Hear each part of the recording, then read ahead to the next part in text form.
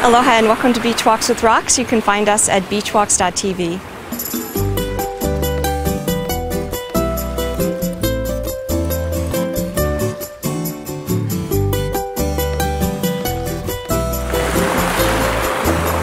Hi everybody.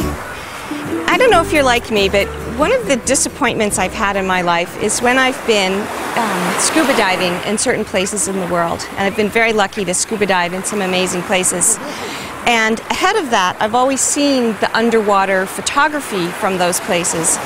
And pretty much, 90% of the time, the pictures look much prettier than the actual experience that I have of snorkeling. Hi there, wow. Thank you, Lexi.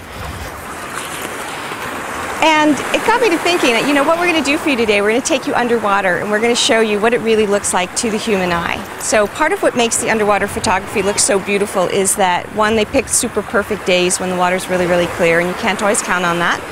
And two, they use underwater lighting so that when the sun comes through the water filters the light. And so the further deep you go, of course, the less light there is. And the less light there is, the less you can see the actual true colors of the fish and the coral.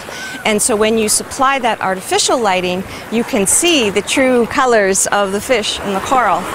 And so I just thought it's an interesting thing, because if you're coming here to Hawaii and you stick your head under the water and you have this big expectation, I wouldn't really want you to be disappointed. I would want you instead to be very happy and excited about the beautiful things that you do see, even though they might be scattered about with a lot of sandy bottom or seaweed in between, or some live coral that's very beautiful mixed in with some dead coral that's not so beautiful.